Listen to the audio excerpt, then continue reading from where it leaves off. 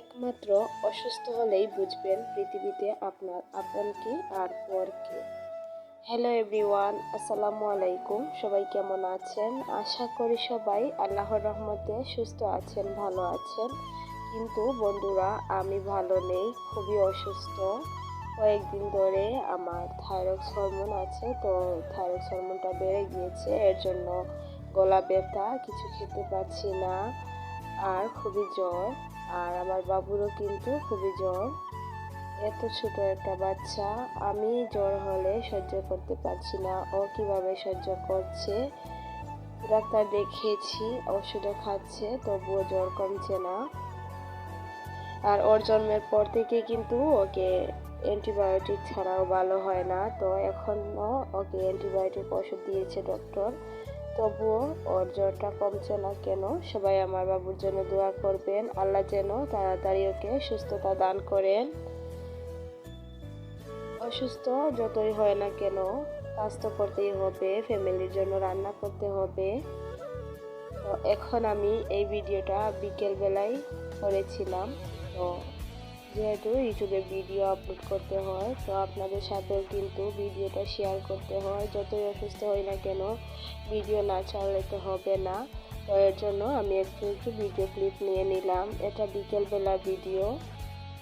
আমি আমার ছেলেকে একটু ড্রাগন ফলের জুস বানিয়ে দিচ্ছি। আর এই ড্রাগন ফলের জুসটা আমি কিভাবে বানাচ্ছি আপনারা দেখে বুঝে নেবেন। বাচ্চাদের কিন্তু জুসটা শরীরের জন্য খুবই উপকারী। আর এই গরমে কিন্তু আপনারাও এভাবে ড্রাগন ফলের বা যে কোনো ফলের জুস বাচ্চাদেরকে বানিয়ে দিতে পারেন। এটা স্বাস্থ্যের জন্য খুবই উপকারী। আর এই ড্রাগন ফলটা আমি ঝটপট করার জন্য একটা স্টিলের স্ট্রেনারে আমি ভালো করে একটু দেখলেন তো যে ঘষে ঘষে ড্রাগন ফলের পিউরিটা বের করে নিয়েছি। আর ড্রাগন ফলের বিচিটাও আলাদা করে নিয়েছি। দেখবো চেষ্টা করে ওই বিচি দিয়ে চারা লাগানো যায় কিনা বা চারা হয় কিনা, চেষ্টা করে দেখাতে যায়। তো এখন আমি আমার ছেলেকে এই জুসগুলো ওর মামপটে দিয়ে দিলাম। আর এখন আমরা সবাই মিলে একটু চা খেয়ে নিচ্ছি। যেহেতু জ্বর, আমার কিছু খেতে ভালো লাগছে না, তো ভাবলাম একটু চা খাই।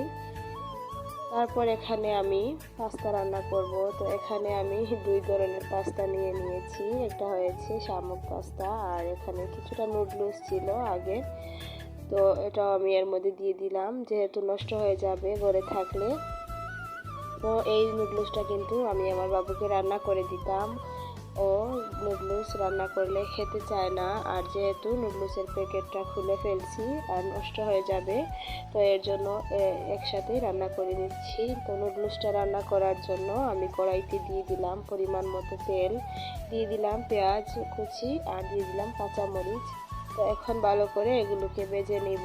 আর এটা বলে দেওয়ার কিছু নেই, আমরা সবাই কিন্তু পাস্তা বলেন, নুডলস বলেন, সব কিছুই রান্না করতে পারি। ভিডিওর এই পর্যন্ত এসে যারা একটি লাইক দিতে ভুলে গিয়েছেন, অনুরোধ করব একটি লাইক দিয়ে সম্পূর্ণ ভিডিওটি কন্টিনিউ করবেন। তো আমি কিন্তু কয়েকদিন ধরে খুবই অসুস্থ থাকার কারণে ভালো করে ভিডিও আপলোড করতে পারছি না। গত 2 দিন আগেও কিন্তু কোনো ভিডিও আপলোড করিনি। প্লিজ সবাই আমার পাশে থাকবেন আর আমার পুরনো ভিডিওগুলো দেখবেন।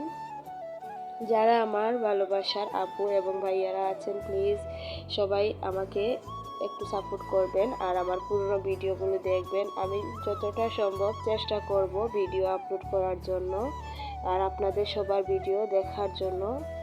আর আমার জন্য, আমার ছেলের জন্য, আমার ফ্যামিলির জন্য সবাই দোয়া করবেন মন থেকে। আমারও কিন্তু আপনাদের জন্য অনেক অনেক দোয়া ও ভালোবাসা রইল। আল্লাহ যেন সবাইকে সুস্থতা দান করে এবং সুস্থ রাখে, এই দোয়াই করি সব সময়।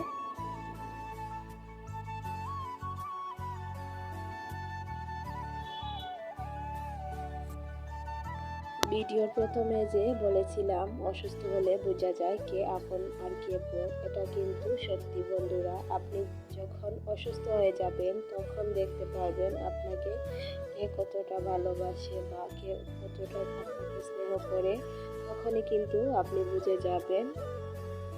আর আমাদের মেয়েদের কেন সব সময় সব কিছু মানিয়ে নিতে হবে? আমরাই কেন সব সময় স্যাক্রিফাইস করে চলবো? ছেলেদের ক্ষেত্রে তো এরকম কোনো কিছু আমি দেখতে পাচ্ছি না। কারণ সবসময় দেখি যে আমরা মেয়েরাই সবসময় স্যাক্রিফাইস করে চলি।